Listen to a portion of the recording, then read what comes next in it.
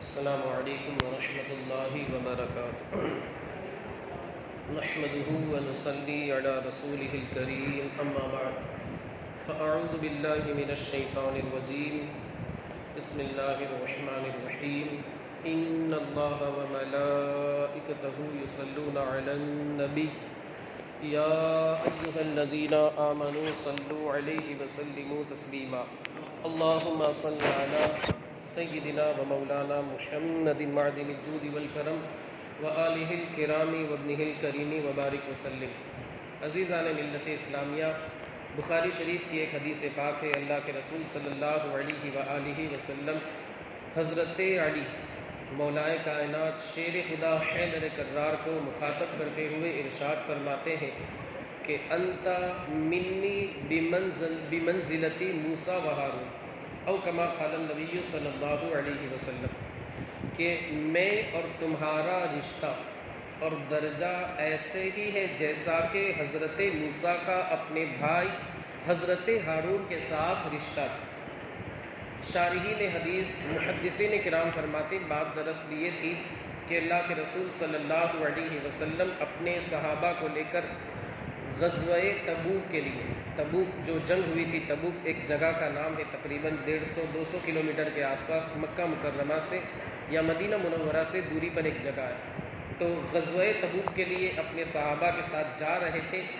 مدینہ منورہ میں اپنا نائب حضرت علی کو بنا کر کے آپ جانے لگے، تو حضرت علی نے عرض کی یا حبیبی یا رسول اللہ علیک الصلاۃ والتسلیم، آپ مجھے عورتوں اور بچوں کا نائب بنا رہے ہیں، عورتوں اور بچوں کا خلیفہ بنا رہے ہیں۔ اللہ کے رسول صلی اللہ علیہ وآلہ وسلم نے اس وقت یہ جملہ ارشاد فرمایا تھا کہ میں عورتوں اور بچوں کا نائب تمہیں خلیفہ نہیں بنا کر جا رہا ہوں، بلکہ تمہارا درجہ تو ایسے ہی ہے جیسے حضرت موسیٰ کوہ طور پر گئے تھے کتاب لینے کے لیے، اللہ کی کتاب نازل ہوئی تھی، وہ لینے کے لیے گئے تھے، تو اپنا نائب اور خلیفہ کس کو بنا کر گئے؟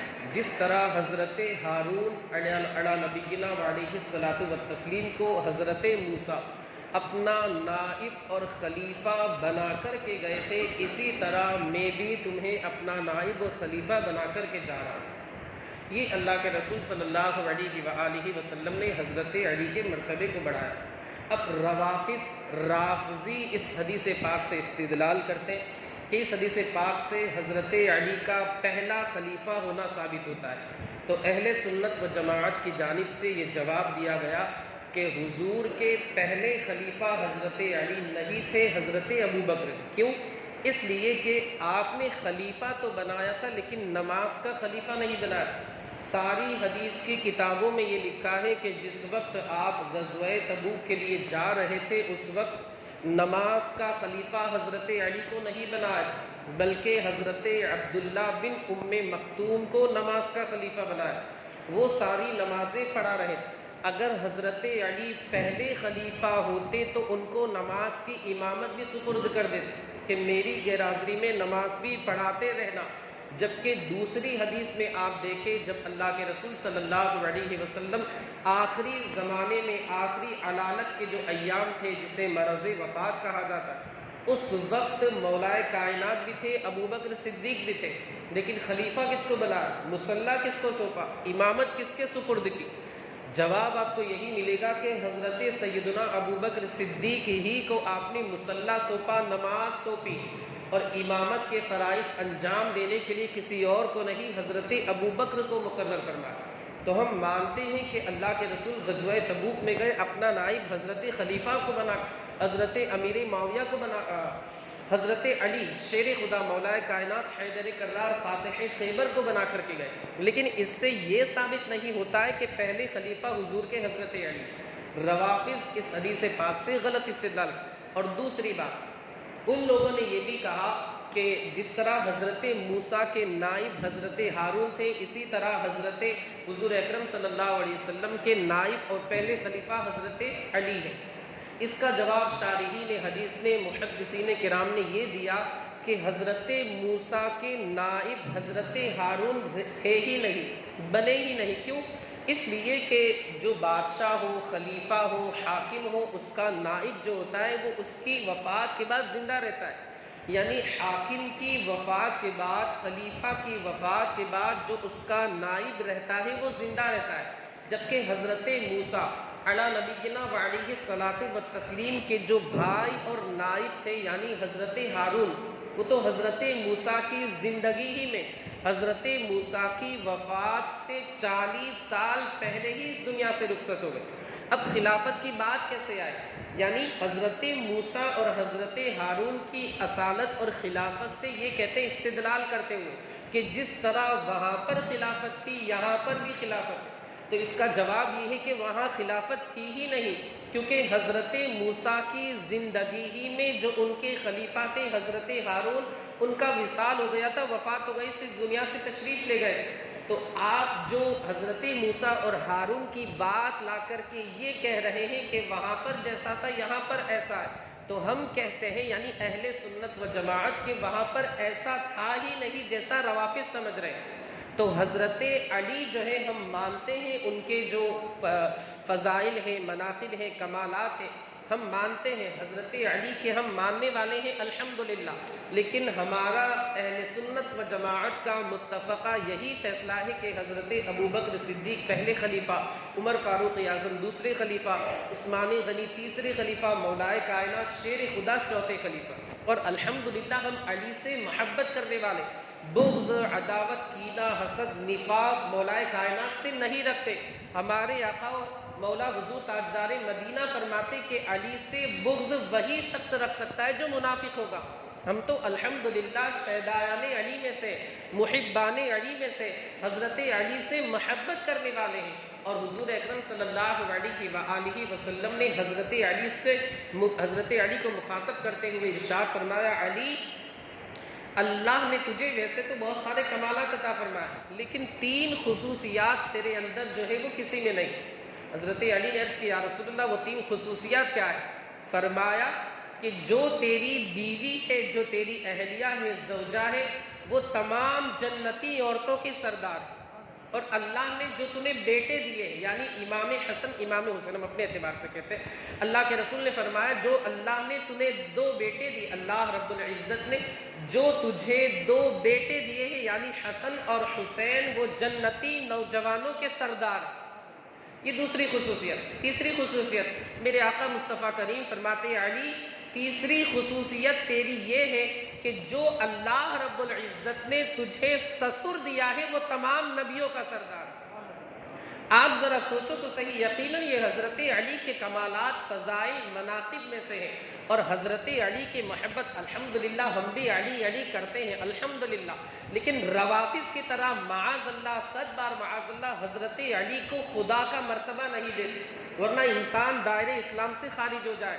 اسی بنیاد پر رافضیوں کے اوپر کفر کا فتویٰ ہے۔ خیر اللہ رب العزت ہمارے ایمان کی حفاظت فرمائے۔ اور حضرت علی کی محبت کے تعلق سے خود میرے آقا مصطفیٰ کریم فرماتے کہ علی کی محبت، حب علی، علی کی محبت، علی سے الفت کرنا، محبت رکھنا انسان کے گناہوں کو ایسے دھل دیتا ہے جیسے آگ لکڑی کو جلا کر کے خاک بنا دیتی ہے۔ آگ لکڑی کو جس طرح جلا کر کے راکھ کر دیتی ہے، خاک کر دیتی ہے، بالکل وہ بھوسے کی شکل اختیار کر لیتی ہے وہ لکڑی، اسی طرح علی کی محبت انسان کے گناہوں کو دھو دیا کرتی۔ میرے دوستو، ہمیں حضرت علی سے محبت کرنی ہے، ان سے بغض و عداوت معاذ اللہ نہیں کرنی۔ ایک مقام پر طائف کا زمانہ تھا، طائف کی جنگ چل رہی تھی، اللہ کے رسول صلی اللہ علیہ وآلہ وسلم نے مولا کائنات کو بلایا اور کچھ سرگوشی فرمائی، آہستہ کچھ راز وغیرہ کی باتیں تھی، دور تشریف لے گئے اور راز کی باتیں ہونے لگی۔ اب یہ جو ملاقات کا وقت تھا کافی طویل ہو گیا، لوگ آپس میں باتیں کرنے لگے کہ سرگوشی جو ہے یہ گفتگو کا سلسلہ ہے، کافی دراز ہو گیا ہے۔ اللہ کے رسول صلی اللہ علیہ وآلہ وسلم نے جب یہ باتیں سنی لوگوں کی تو ارشاد فرمایا کہ یہ محمد عربی ان سے سرگوشی کر رہا تھا، ان سے گفتگو میں کر رہا تھا، لیکن یہ گفتگو میں اپنی جانب سے نہیں کر رہا تھا، بلکہ رب کعبہ نے مجھے حکم دیا تھا کہ علی کے ساتھ بات کرو، یعنی میں اللہ کے حکم سے علی کے ساتھ بات کر رہا تھا۔ میں اپنی جانب سے نہیں کر رہا تھا۔ ویسے تو حضور اگر اپنی جانب سے گفتگو فرمائے تو بھی اللہ کے حکم ہی سے ہوگا، اس لیے کہ ان ہوا الا وحی یوحی، حضور کی شان یہ ہے کہ وہ اپنی زبان اقدس سے جو کچھ بولتے ہیں وہ نہیں بولتے، وہ تو صرف وحی الہی ہوتی ہے جو اپنی زبان مبارک سے ادا کرتے ہیں۔ امام فرماتے بخدا خدا کا یہی ہے در، نہیں اور کوئی مفر مکر، جو وہاں سے ہو یہی آ کے ہو، جو یہاں نہیں تو وہاں نہیں۔ امام اہل سنت اس طریقے سے بارگاہ رسالت مآب صلی اللہ علیہ وآلہ وسلم میں خراج عقیدت پیش کرتے، اور اہل بیت اطہار کی مدد تو فرشتے خود کیا کرتے۔ ایک مرتبہ حضرت سیدنا ابو ذر غفاری رضی اللہ تعالیٰ عنہ بارگاہ رسالت میں حاضر تھے۔ اللہ کے رسول صلی اللہ علیہ وآلہ وسلم نے ارشاد فرمایا جاؤ جا کر کے علی کو بلا لاؤ۔ حضرت ابو ذر غفاری گئے کاشان علی پر، حضرت علی کے دولت قدے پر گئے، دیکھا کہ گھر کے اندر آپ کا جو دولت قدا تھا، مقدس مبارک بابرکت نورانی گھر تھا، اس میں چکی چل رہی، لیکن چکی کون چلا رہا ہے؟ چکی چلانے والا نظر نہیں آ رہا ہے۔ چکی اپنے آپ چل رہی ہے، کام ہو رہا ہے، گیہوں وغیرہ پیسے جا رہے ہیں، لیکن چکی کون چلا رہا ہے کوئی نظر نہیں آ رہا ہے۔ واپس آئے بارگاہ رسالت میں آ کر ادب کے ساتھ عرض کرتے یا حبیبی یا رسول اللہ، علی کا صلاۃ و تسلیم میں گیا علی کے گھر پر، علی کے کاشانے پر، علی کے دولت قدے پر، دیکھا کہ علی اور حضرت فاطمہ وغیرہ کوئی نہیں ہے، مگر اس کے باوجود بھی چکی چل رہی ہے اور چکی چلانے والا کوئی نظر ہی نہیں آ رہا۔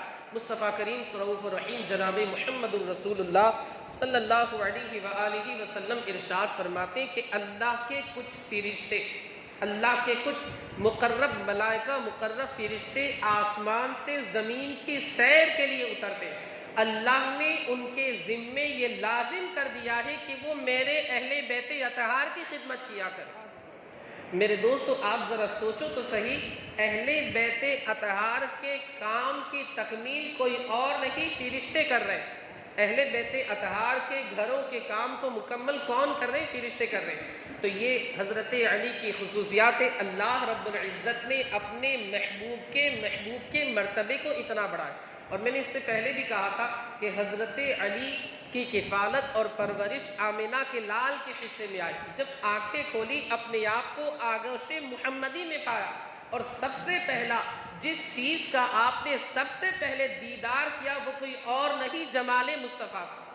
جس جمال کے تعلق سے حضرت حسان بن ثابت فرماتے وَأَحْسَنُ مِنْكَ لَمْ تَرَ قَطُّ عَيْنِي وَأَجْمَلُ مِنْكَ لَمْ تَلِدِ النِّسَاءُ خُلِقْتَ مُبَرَّأً مِنْ كُلِّ عَيْبٍ كَأَنَّكَ قَدْ خُلِقْتَ كَمَا تَشَاءُ۔ اور حضور اعلیٰ حضرت نے بالکل اس شعر کی ترجمانی کی ہے اور فرماتے وہ کمال حسن حضور ہے کہ گمان نقص جہاں نہیں، یہی پھول خار سے دور ہے، یہی شمع ہے کہ دھواں نہیں۔ میرے دوستو ہمیں حضرت علی سے محبت کرنی، ان کے نقش قدم پر چلنا۔ اب ہم نماز کی بات کریں، ہم نماز پڑھتے ہیں، اللہ قبول فرمائے ٹوٹے پھوٹے انداز میں جو ہم سے ہو سکتا ہے۔ ہم یہ نہیں کہتے کہ ہم نماز پڑھتے، بس اللہ کی توفیق ہے، ہم اس کی بارگاہ میں آ کر جھک جاتے ہیں، ہمارا کچھ نہیں ہے۔ لیکن آج کل ہم کچھ بھائیوں کو دیکھتے ہیں کہ جیسے موبائل بالکل سامنے رکھا ہوا رہتا ہے اسکرین پہ، اور نہ اس کو سوئچ آف کرتے نہ کچھ۔ اب ظاہر سی بات ہے کچھ بھی نوٹیفیکیشن آئے گا، چاہے وہ مس کال ہو، چاہے میسیج ہو، کسی کے واٹس ایپ کا میسیج آئے، کسی کا انسٹاگرام، فیس بک، کچھ بھی ہو، اگر موبائل ڈیٹا آن رکھا ہے، آف نہیں کیا ہے، فوراً وہ اسکرین پر شو کرے گا کہ بھائی کیا نوٹیفیکیشن ہے، کیا ہے، کچھ نہ کچھ تو مطلب آپ کو فوراً نظر آئے۔ ظاہر سی بات ہے آپ کو نظر بھی آ رہا ہے، آپ کا ذہن اس طرف مائل نہ ہو، نہ بٹے، ایسا ہو سکتا ہے؟ ہرگز نہیں ہو سکتا۔ آپ کا ذہن اس جانب مائل ہو ہی جائے، یار یہ بندہ ابھی مجھے میسج کر رہا ہے، یار یہ بندہ ابھی مجھے فون کر رہا ہے، یار یہ کیا ہو گیا، اس کو کمپنی کا میسج آیا، کیا ہوگا، یہ ہوگا، وہ ہوگا، فلاں ڈن کا۔ مطلب ہم اللہ کے گھر میں کھڑے ہیں، اس کی عبادت کی نیت سے آئے، اللہ کا شکر ہے کہ اس نے ہمیں توفیق عطا فرمائے، لیکن ہم مکمل نماز نہیں پڑھ رہے۔ اب ہمارا دھیان ادھر چلا جائے، نماز عارفیہ میں ہم پڑھ رہے ہیں لیکن ہمارا ذہن جو ہے وہ مارکیٹ میں، نماز ہم عارفیہ میں پڑھ رہے ہیں لیکن ہمارا ذہن اور ہمارا دل جو ہے وہ بامبے میں ہمارے کسی رشتہ دار کا فون آ رہا ہے، اس کے پاس لگا ہے کہ یار یہ بندہ ابھی فری ہوا، ابھی فون کر رہا ہے، کیسے، کیا ہوگا، کیا ہوا، فٹافٹ ہم نماز جلدی ختم کریں گے اور باہر جا کے پھر بول کیا ہوا بھائی، یہ ہوتا ہے۔ مولائے کائنات شیر خدا حضرت علی کی نماز تو آپ دیکھیں، ایک مرتبہ جنگ کے اندر آپ کو تیر لگتا ہے، بڑا تیر تو ظاہر سی بات ہے اپنا اثر دکھا کر کے رہے گا، اور پرانے زمانے میں تیر کے اندر زہر ملا کر کے، زہر وغیرہ لگا کر کے تیر مارا جاتا ہے۔ آپ کے جسم اقدس میں، بدن اطہر پر تیر لگتا ہے، اب اس کو نکالنا ہے، ورنہ تو تیر ہے اپنا اثر دکھائے گا اور شہادت کا درجہ آپ کو مل جائے گا۔ ویسے تو شہید ہونا تھا، آپ کو پتہ بھی چل گیا تھا، مولا کائنات نے فرمایا تھا کہ مجھے شہید کیا جائے، لیکن وقت ابھی نہیں آیا۔ اب تیر کو نکالنا تھا، ورنہ تو تیر نقصان پہنچائے گا، لیکن اگر اسے نکالا جاتا آپ کے جسم کو بہت تکلیف ہوتی۔ فرمایا کہ جب میں نماز پڑھوں اس وقت تیر نکال لینا، انشاءاللہ علی کو احساس بھی نہیں ہوگا۔ اور ہوا بھی ہے، حضرت مولا کائنات شیر خدا نماز پڑھنے لگے، طبیب نے تیر نکال لیا، آپ کو پتہ بھی نہیں چلا۔ آج حضرت علی کی سیرت کو سامنے رکھ کر کے ہم اپنی زندگی کا جائزہ لیں، کیا ہم سے یہ ہو سکتا ہے؟ ہم سے ہرگز نہیں ہو سکتا۔ آج اگر ہمارے سامنے کچھ ہے، ہمارا ذہن فوراً اس کی جانب مائل ہو جاتا ہے، کچھ ہوا فوراً ہمارا ذہن اس کی جانب مائل ہو جاتا ہے۔ تو میرے دوستو، حدیث پاک کا مضمون بھی یہ ہے، حدیث پاک نبی نے بیان کی، عمل کر کے علی نے بتایا کہ اگر تم نماز پڑھو، حدیث جبرائیل کے اندر ہے، اللہ کے رسول صلی اللہ علیہ وآلہ وسلم نے ارشاد فرمایا، اخلاص یہ ہے، خلوص یہ ہے، للہیت، سچے دل سے نماز پڑھنا یہ ہے کہ تیرا عقیدہ یہ ہو کہ تو اللہ کو دیکھ رہا۔ اگر تو یہ عقیدہ نہیں رکھ سکتا کہ میں کہاں گناہگار سیا کر اللہ کی ذات مقدسہ، اگر تو فَإِن لَمْ تَكُنْ تَرَاهُ فَإِنَّهُ يَرَاكَ، اگر تو یہ عقیدہ، یہ گمان نہیں رکھ سکتا تو کم سے کم تجھے یہ تو یقین رکھنا ضروری ہے، فَإِنَّهُ يَرَاكَ، کہ تیرا رب تجھے دیکھ رہا ہے۔ اگر تیرے دل میں اخلاص نہیں ہے، سچائی نہیں ہے، تو جھوٹا ہے، بس صرف ریاکاری کے لیے نماز پڑھ رہا ہے، تو دل سے نماز نہیں پڑھ رہا ہے، تو ایسی نماز تیرے منہ پر مار دی جائے۔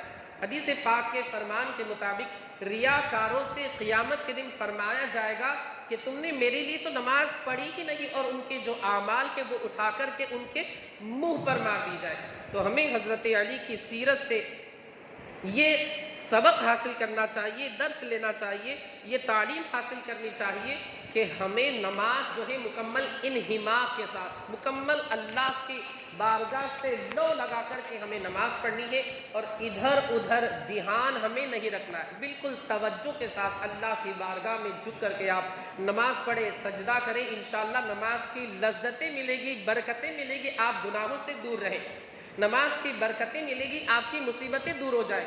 اب کوئی کتنا بھی بڑا کام کیوں نہ ہو، آپ کو مسجد میں آ جانا ہے اور اس کام کی فکر مسجد کے باہر دعا پڑھ کے وہیں ختم کر دینی۔ اب پوری نماز ہم پڑھ رہے ہیں اور اسی فکر کے اندر ہماری پوری نماز ہو رہی، کیا ہم دل کے اعتبار سے سچے ہیں؟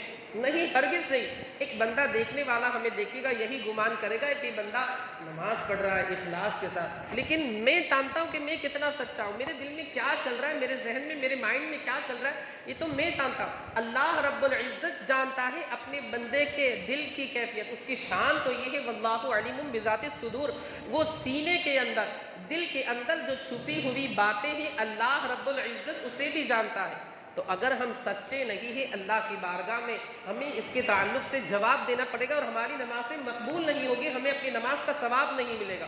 تو خدا را اپنی نیتوں میں اخلاص پیدا کرے، اپنے عمل میں اخلاص پیدا کرے۔ مولا عز و جل ہمیں آپ کو اور ساری دنیا کے خوش عقیدہ مسلمانوں کو مولا کائنات کا صدقہ عطا فرمائے، ان کی سیرت طیبہ پر عمل پیرا ہونے کی توفیق رفیق عطا فرمائے۔